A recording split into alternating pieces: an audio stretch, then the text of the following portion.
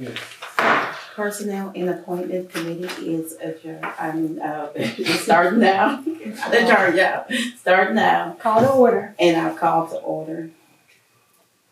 Could you call the roll? At what time? Council, it is 6:31. Council Martin, Present. Council Smith, Present. Council Galvin. Present. Have our law director Willingham is here from administration, and Belinda Cowell from she's from the mayor's office. Thank you. Remarks Thank you. of the public on the agenda item only. 2 minutes.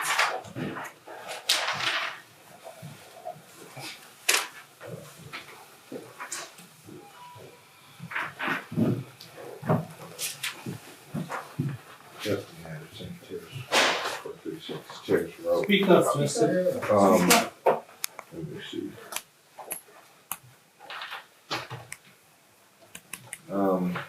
In regards to the oaths of office, the revised code, a little piece of our charter states that all employees should have an oath of office. It should be kept in the office of the clerk. It doesn't say that some of the oaths should be kept in the office of the clerk. A few of the oaths should be kept in the office of the clerk. It says all oaths of offices should be kept in the clerk of council's office. Through public records request, it seems that all the oaths were not in the possession of the clerk, and she had to go and track them down and wait weeks for some of them, days or weeks, to get some of the oaths. And I know she's been asking for oaths probably for over a year now. So that's concerning. The law states, the revised code, you can look it up yourself, that if someone does not take an oath of office within 10 days, that office is vacated. So if you ain't got an oath within 10 days of you starting your position, then the office is vacated. That's per the revised code. So that oath thing is very serious, and hopefully we can have some good discussion on the oaths of office, because that's extremely important. And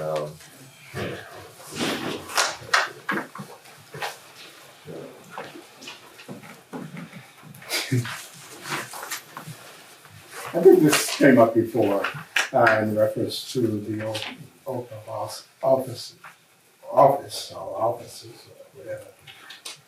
The only people that take the oath of office are employees of like the fire department as well as the police department. Other employees does not take an oath of office, and I don't know where it's coming from. And I know it came up, I believe, during the council was that last year or the year it came up. So you saying, say that again? Say it again. There is nowhere in our charter or our revised codes that the only two officers, three officers that may take oath of office. That's the fire department as well as the police department. And So you say the fire and council and the the mayor. mayor and the judge. Those are the only people that take offices. The other employees does not take any office. So when you say the fire department and the police department, you talking about everybody? They're all firefighters and all police officers? They take an oath of office. And all this other stuff, I don't know where it's coming from, but there's nowhere in our charter or our revised code says that. And that's what it says here. So, and if it's not in our Ohio revised code, we don't function under the Ohio revised code, we function under the charter of the city of East Cleveland. That's where we function. And the only time the Ohio revised code comes into play is when we are silent on a particular issue. So we have the authority to make laws, amend laws, and et cetera, those laws in our city. We have that authority under the charter of the city of East Cleveland. and that is mandated by the state. So the state doesn't come in and say, this is, you have to follow this and that and the other. We make the laws in the city. Madam Chairman, Yes. I'm reading a document I just got from Dr. Guy. Mm-hmm. I'm gonna read the first paragraph. Mm-hmm. It said, oath of office submitted by Dr. Khadija Guy, certified municipal clerk, February 25th, 2020. It says the following outlines are timelines of events concerning the efforts to ensure that the city council office align with the Ohio Revised Code, section 705.28 and section 92, oath of office of the city of East Cleveland charter, which says every officer of the city shall, before entering upon the duties of his office, take and subscribe an oath or affirmation to be filed and kept in the office of the clerk of the council, that he or she will in all respects faithfully discharge the duties of his office. 1 month after being appointed as the city council clerk, an inventory of all oaths in office were verified on February 11th, 2016. Okay. That's the officers, All right. police. You're wrong. You're out of order. Excuse me. So, we're not here to argue, but, Madam Chair, what I'm trying to, let's get a legal opinion on this from a legal person, because it's, I heard what O'May says, but I just read that document. It said all city employees. It didn't say, you said officer. Officers, okay, officers. It didn't So let's say get some, employee. O'May's. Let's get some There's clarification a from the law. difference between employees Yes. and officers. Okay. Hold on. Can, If Madam you Chairman, can we guys get some wanna make clarification? an oath of office incumbent upon the city of East Cleveland, you can make, an ordinance requiring an oath of office. And that would apply to all employees, all If you want- if we want to do that. If you wanna do that. And it was on the agenda. So how do you feel about that, Ms. Galley? I mean, I really want everybody to have an open office because it's necessary, because they need to abide by the rules in the Constitution of our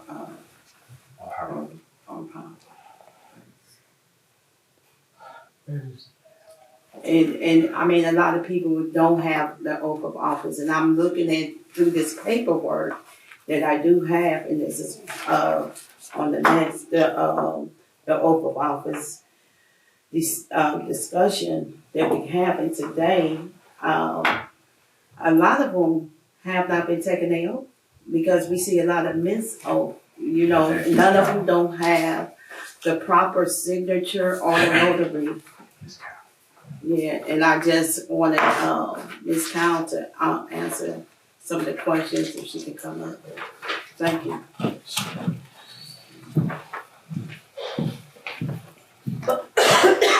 Thank you. What's your question? The question is, I see a lot of oaths, but they don't have no seals or nothing, no, I mean, in the departments. And I just supposed to know. Up until this discussion came about, council, typically we provide an oath of office to police and fire upon their hiring. Once the police or firefighter was hired, the first step after hiring was that they would be sworn in by the mayor. Now, this request for all the others, I wasn't aware that everybody in the city had to take an oath of office, and I think, what was it, the end of last year, there was this mad scramble to get everyone sworn in. Yeah. But prior to last year's scramble, the only people we swore in outside of law director and finance was police and fire staff And the mayor. and the mayor. okay, but If you would like, we can go back and make sure all documents meet your requirements. yeah, because it need to be it definitely needs to be dealt with, because I feel like all these is right. And going through the file of the police department, and even Willa don't even have hers, you know. Well, Willa was sworn in under a different administration. I'm not sure why her paperwork is She there. don't have paperwork. Councilwoman, we are happy to accommodate you and get everyone an oath of office. And my question to you, Ms. Kyle, Yes. in relation to that, Agenda. do they have to, once the oath of office is administered, do they have to be notarized? Does it have to be is it a If notarized? that's what document? you would like, I'm happy to make sure that takes place. But you gotta be notified. If that's what the council requests and that's what your ordinance says, that's what we will do. Because Dr. Guy, you're a notary, aren't you? Yes, I am, and also, however, Okay. the legislation that did not pass in December, Okay. which was the Alright, oath so of office, we can bring it was- back. It was an effort of former council president Joey Graham. The council did not pass it in January 2020. So the next step would be to I ain't know nothing about update it. Can't pass the it. legislation so that it can be reintroduced in one of your council meetings at this committee. Oh, all right. So when they did come across the table, at the time, it was 2 new council people that got elected into these seats. We didn't know nothing about it. So since we know something about it, we can do something about it. And that's why I asked you to come here. Thank you so very much. And I'll just add, on a positive note, I don't see a big deal. It's not that big a deal. It's just you get them sworn in and get them notarized. So, but No, she gave So, it to you. You gave yes. it back to her. Hmm? You gave it back to her. Madam Chairman, which one? No, she gave you some paper. You Yeah. gave it Oh, you gave it back to me. Yeah, but I had a piece of paper there. Oh, we did. Did you see it? There you go. Thank you. So we need to take that legislation out of the committee so we can vote on. Is that it? Vote on Is that what you want to do? I want to take it out of the committee so we can vote on it. Well, Well, it's not in it need to committee be, yet. well, it's known, It right, has because to go we to, gotta do it again. yeah, it has to go to Willa upstairs, whatever content you wanna add to the law to it. director. Let's be firm here. That's Yeah. the law director. Not we. All right. Well, I don't think this that big a deal. Right, so that's why I had some concerns about that, cause you know, everybody should be, if I have to take the oath You're a elected legally official. for everybody else legally to take the oath.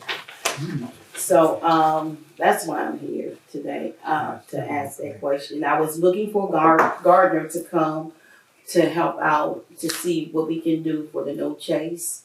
And, we need a policy because people is coming into our city and they is trespassing because we don't have no type of rules, no ordinance on that. So, I really want to work with him on that so we can pass it. So different cities just can't come up in here without being notified everybody, and they have to stop like everybody else on the borderline if necessary.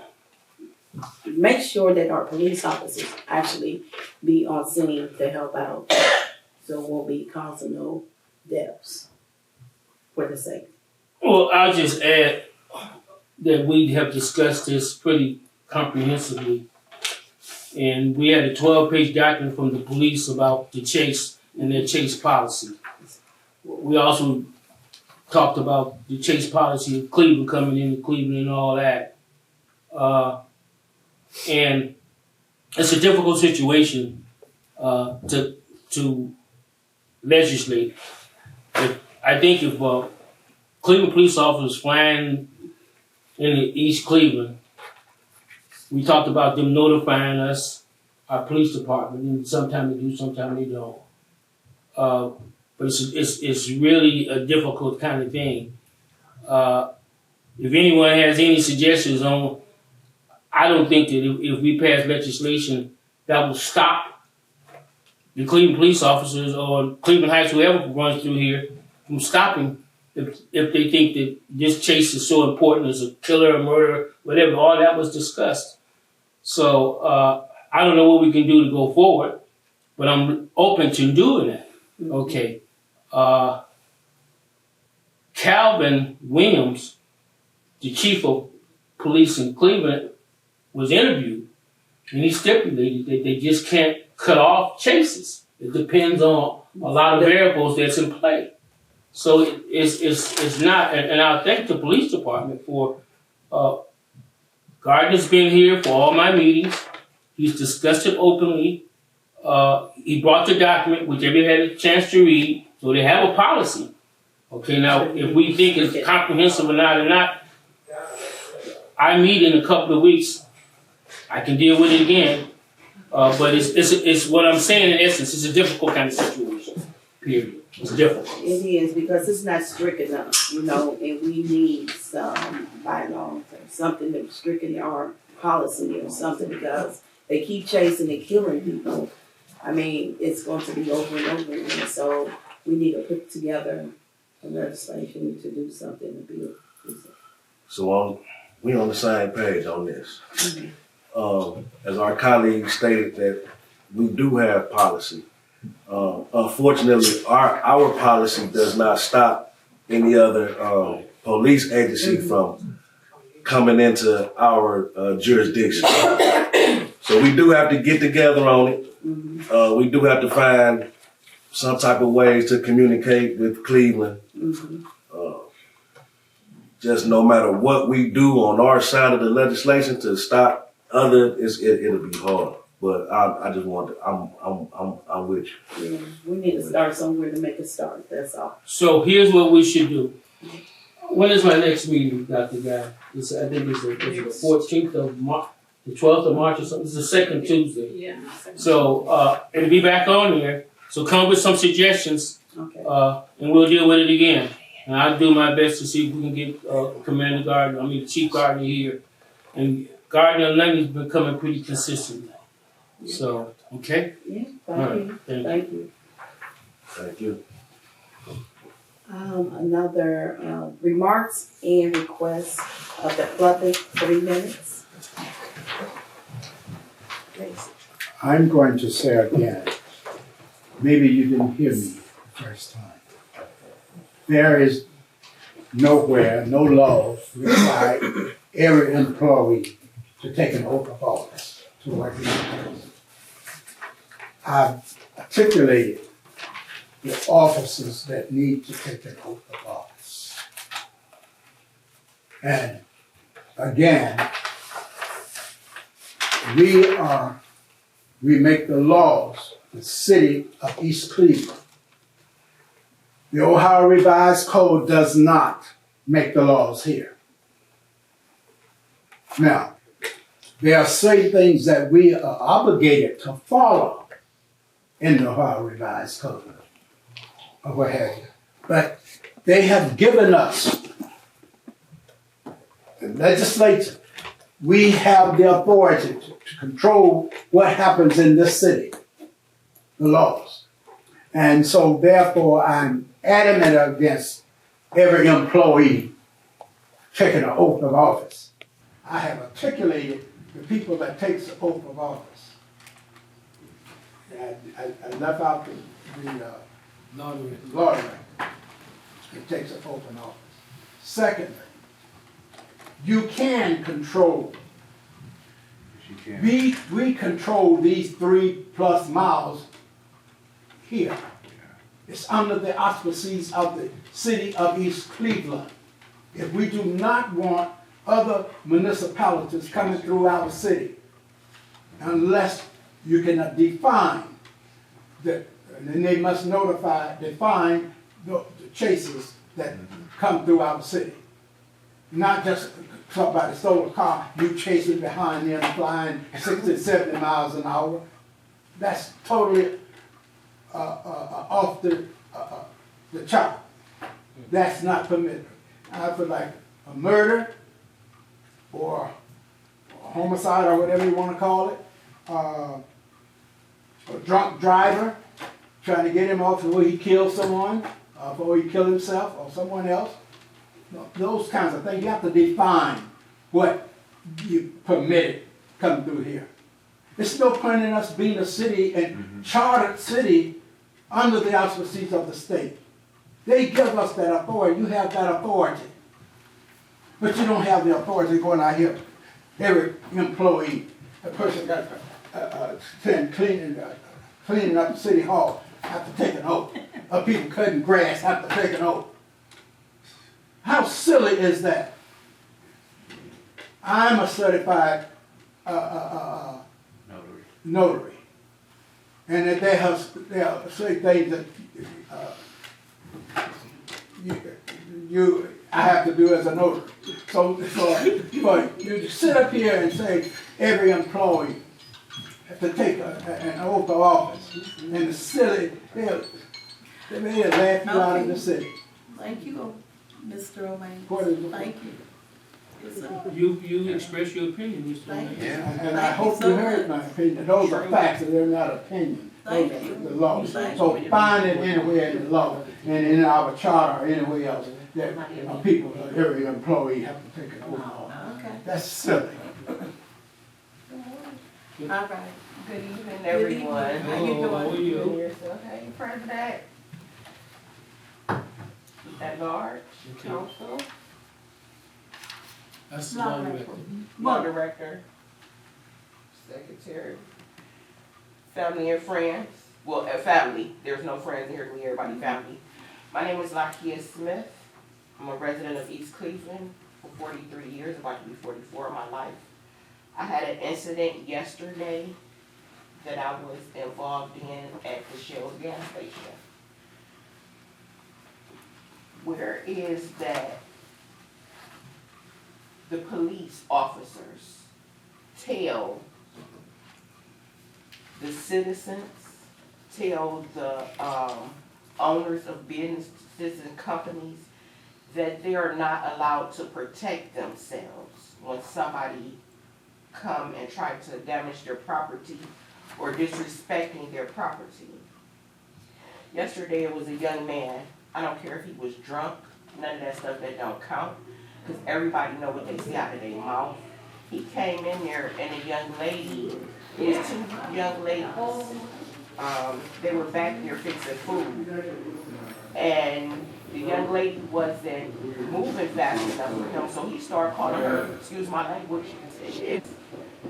So I'm sitting there in line and Who called? the young man that came into the store, into the Shell gas station, started calling the young lady that was behind the counter fixing food.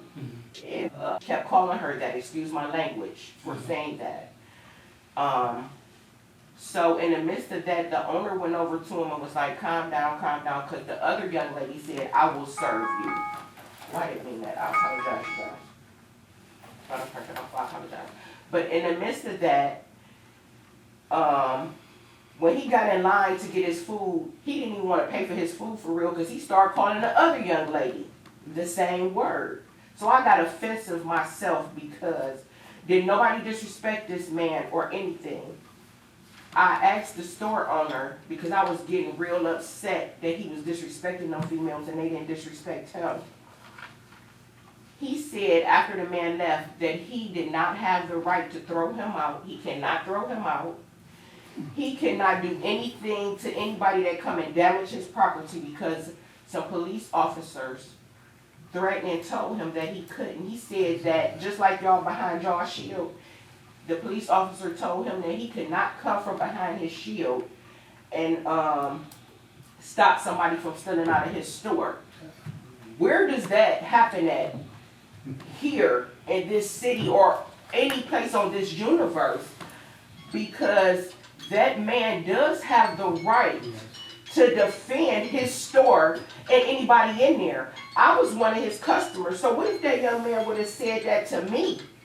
And that man didn't have the right to defend me because these police officers being very disrespectful. And when he said that, I believed that man because they was disrespectful when they came to my home.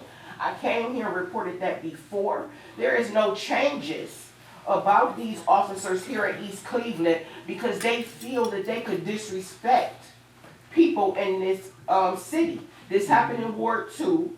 I wish somebody would help because this don't make no sense. It's getting outrageous with these police officers. It gets to the point now, for real, I'm getting scared of them because there is no way that we should be afraid of somebody just because they have guns, just because they think that they have guns and they can do anything they want to. Let me rephrase my story or my statement. I am not afraid of any police officer. I don't care white, black, Puerto Rican, who they are, gun or no gun, badge or no badge, because they bleed just like I do. I feel that somebody should do something about these police officers.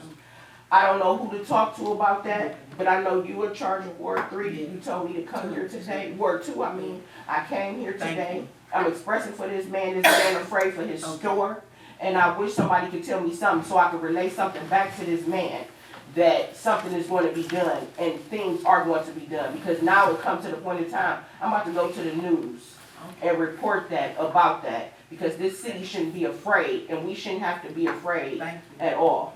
Thank you. Was the police there, LaQuia? The police didn't even come there. The man said that the police officer, the man said that the police officer came to his store and arrested him because he was trying to get someone off his property. That man is allowed to carry a concealed weapon. He said the dude a white man started throwing rocks at his windows and everything. So he said he pulled out his gun and shot his gun in the air. He said the young man that videotaped it only got that part. He said they didn't get the part when the man was throwing the rocks at that man's window. That man have a right to defend his property, no matter what goes on. That man owe y'all $9,000. I demand that man to get his $9,000 back, because that's not fair at all. I don't care if he an Arab or not. Y'all not gonna treat them mean. Period. Thank you. Thank you. Shirley Fitzpatrick, 1884 Hills Ave. A couple of things, just to remind people that the census is going to start March 12th, and some things that people should know. Any information that's given to people that's doing the census, it will not be given to any other government agency, like, let me see, I got all of this. Revenue.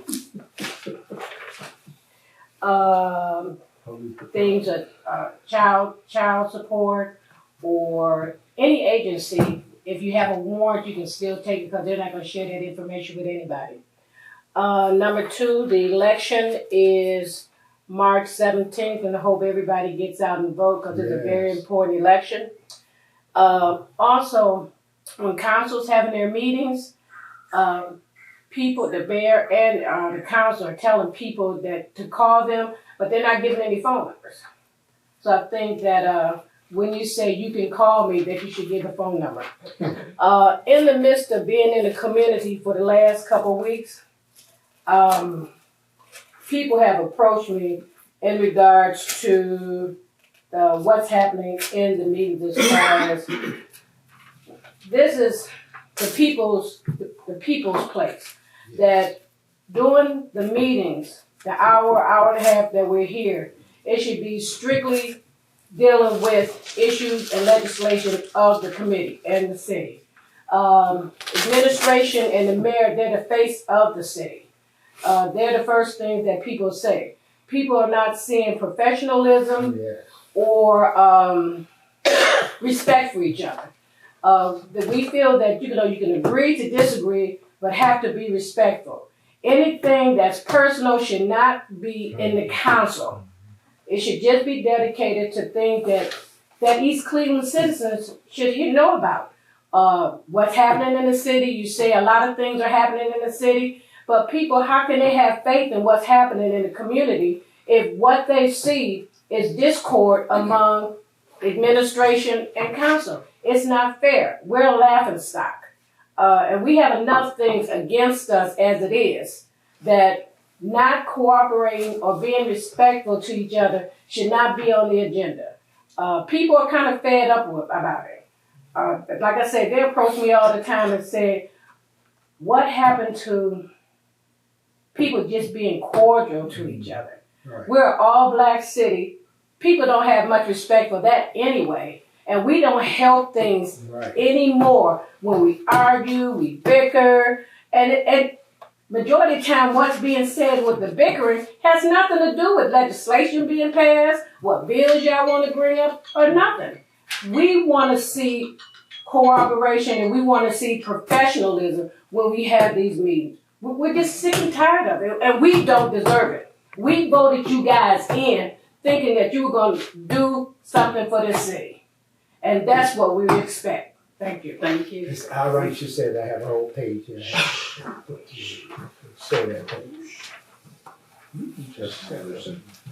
First, I'll start with that Shell gas station. It's believed they were told that since they won't hire an off-duty East Cleveland police officer, they don't get the proper response as they should be. So that's the number one issue, that just because they won't hire the East Cleveland police as their off-duty officers, the police doesn't show up when they should or in a timely fashion.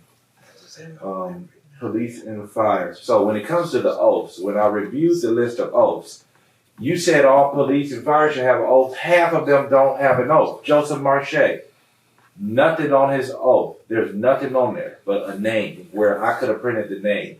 And there's no witness, which if you took an oath, there should be a witness. I don't care if he was sworn in here 50 years ago. There still should be something on file. And if the clerk, I think it was before Dr. Guy, would have been doing their job and making sure that the oaths were up to date, then they would have had him possibly fill out another one if his original oath had gotten lost. So there's half the police department missing oaths, half the fire department missing oaths. The oaths haven't been signed or witnessed by anyone. Then I want to read real quick to the revised code, because we're kind of silent on the oath.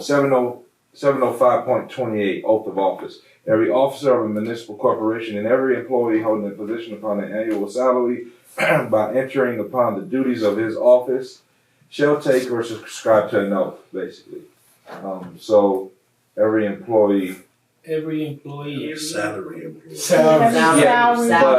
But it's still all officers, police officers qualify for that. Yeah. All the police officers, all the firemen. And that's what we're worried about. I don't think we're the ones worried about the guy mopping the floor or the service department. Right. Now that was what was submitted. So this is what they were trying to adopt last year. All she had to do was submit this and it would have been fine. All that extra stuff she put in about every single little oath, that's Joey Graham who put that stuff in about every single person who mops the floor, who works in the service department. So what she should have done was just adopt this 705.28, and that's what needs to be done.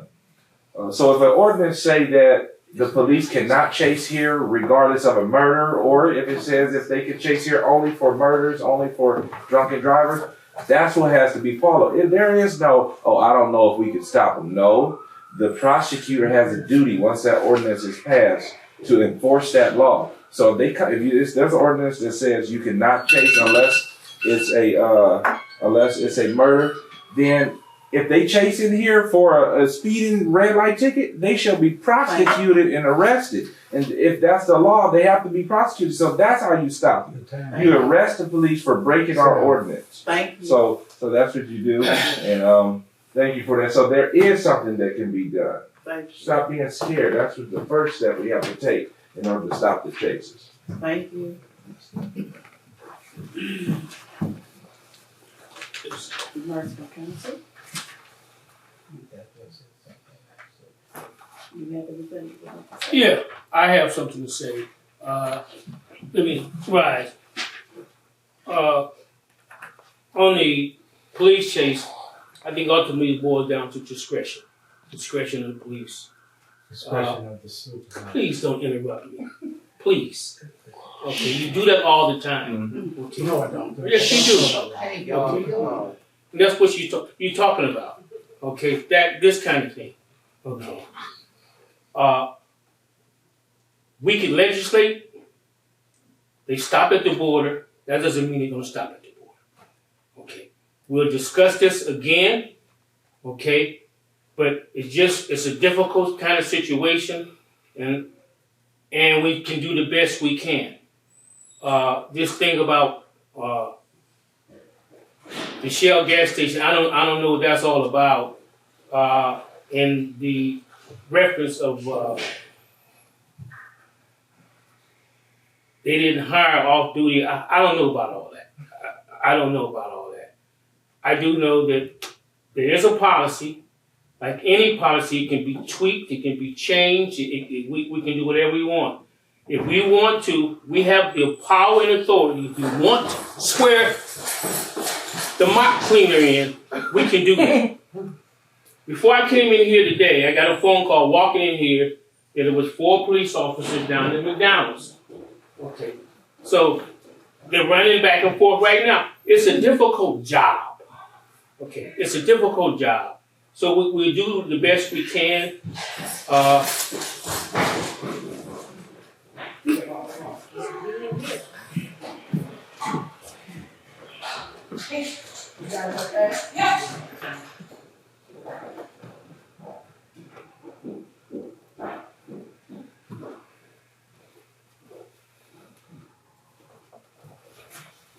I want to say a couple more things, and I pause. Shirley Fitzpatrick is right. We can do better. But it's not a perfect situation, and never will be. The census is paramount, and I repeat, the census is paramount to getting money into the city. So please fill out that form. And voting. March 17th is a primary, and I was reading in the paper Sunday that historically we don't vote like we should in the primary. Most of us don't even know the primary is coming up March 17th. Ironically, it's on St. Patrick's Day. Okay, so talk to your neighbors about voting March 17th. And please, I think it's 10 questions on the census form. They're basic questions. And your privacy is protected. Matter of fact, I got hired to do the census. Took 2 weeks of training. I'm looking through the books. You know what the books are saying? You can't be an elected official and do census. I'm looking at it, and I done read it 3 times. So I tell the census people down on West 9th Street, I say, look, I'm reading this. Is this correct? And they say, yeah. So I had to resign. Okay. All right. So it involves a lot of integrity. I pray for our police, and I pray for our fire. I pray for our city. I think we're moving in the right direction. Gowdy and myself was involved in a big meeting a week ago downtown with all the key players, Cleveland State, somebody from the governor's office, etc. We're on the precipice of doing great things. So it's not a perfect situation, and never will be. But I think we're moving in the right direction besides the little personality things that come up. So pray for us. Do the census and vote. I've spoken. Thank you. Okay? Council. Right. Thank you, Chair. Mr. Chair, Councilwoman Chair Juanita Gowdy. Thank you all for coming out tonight.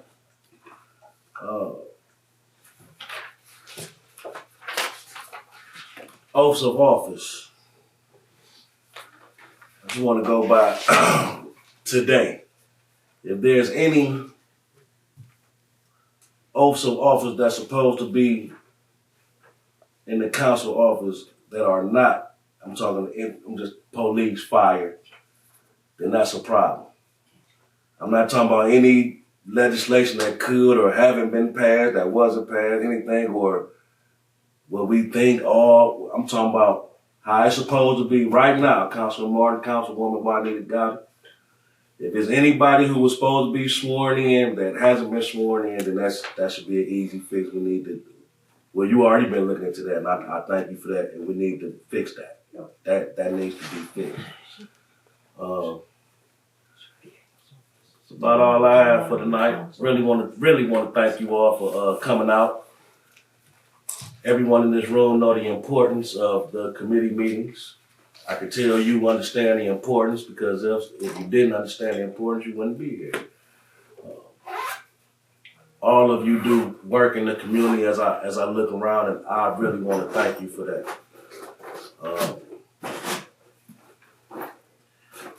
It's not a perfect, what's the term you use about our situation? Not a perfect situation? Or? Not a perfect situation, but never will be, but as I think about the past couple of weeks, and as I look back on the council meetings, I've seen worse. Okay. I've seen worse. And as I always do, I love to reverse it back to the people.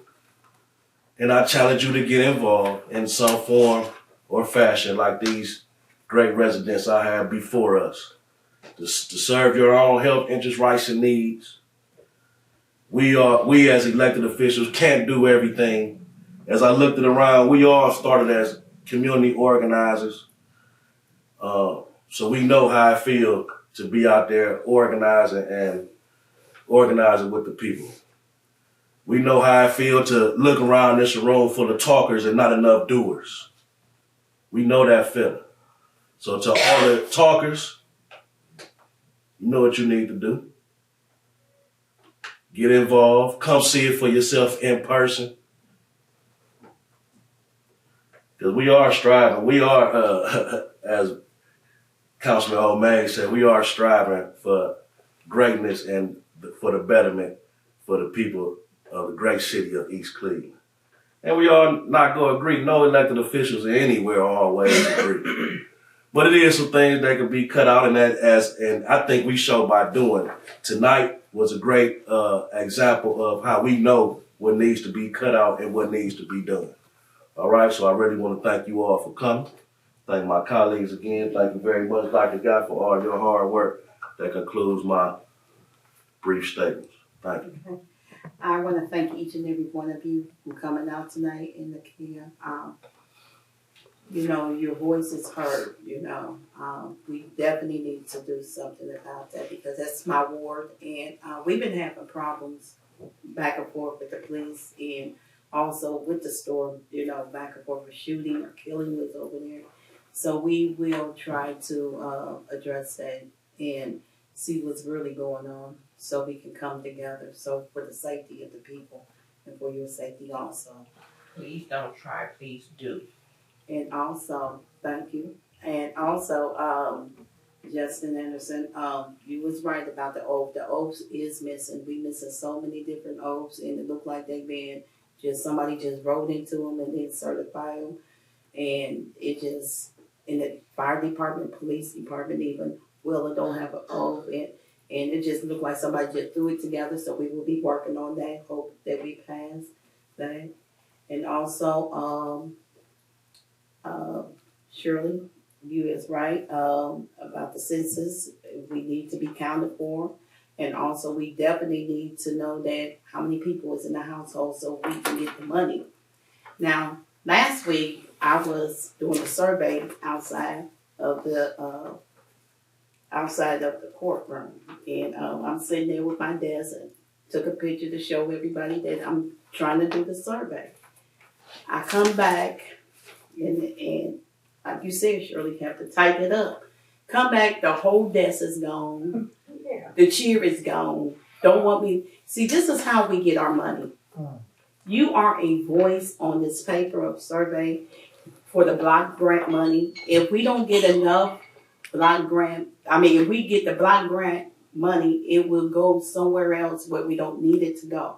We need our money to stay in our community, and we need to watch where the money is going to beautify our community. And we have a voice of where this money should be.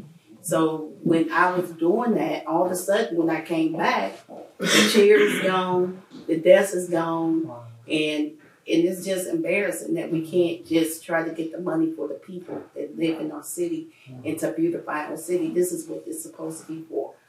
So you out doing the visioning thing, yeah. and when you came back, your desk and the chair was gone.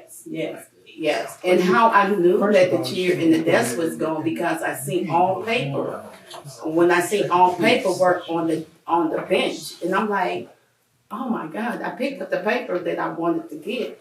I'm like, oh my God, the chair and the bench is gone. So I really can't do this. They tying our hands really. And I'm an outspoken person. This is not unified at all. This is a shame that you come back and see that it's gone. So I have a problem with that, and I will address that also to the public. This is very important for you. You need to have this certified. You need to fill this out so we can fix our community up, where the money goes somewhere else. So, the identification badges, I really want to start that with council first, to have identification, because when you come into the building, they want to recognize who you are. So we start with council first, so we can work ourselves up. That makes sense. And also, I really wish in the future that we get a time clock for our employees. The time, because sometimes people take lunches and it's 2 hours and a half, and they're in and out, and there's no track record of, then leave when they want to leave, come back when they want to come back. Excuse me, if we use the ADP And, system. We just Use need, the ADP system. we need a time clock for our employees. I really think that will help modify and track what time they come and go. Okay, and I just want to thank Omaze, always speaking out, and my colleagues, and I thank you for coming, and I thank you, Dr. Guy, for being here, and Willa for being here, and the one that be filming being here. I don't know your name, but I thank each and every one of you for coming out, and Jackie, Elder, I appreciate you for coming. We will be back next month. Yeah. Every fourth month. Motion to adjourn. Every fourth month is personnel and appointment committee. Madam Chairman, I move that the meeting be adjourned. And it's every Tuesday. Every fourth fourth Tuesday. Every fourth Tuesday. And I just want to thank each and every one of you again for coming out. Your voice is very important. And we're gonna adjourn. Now, let me say this.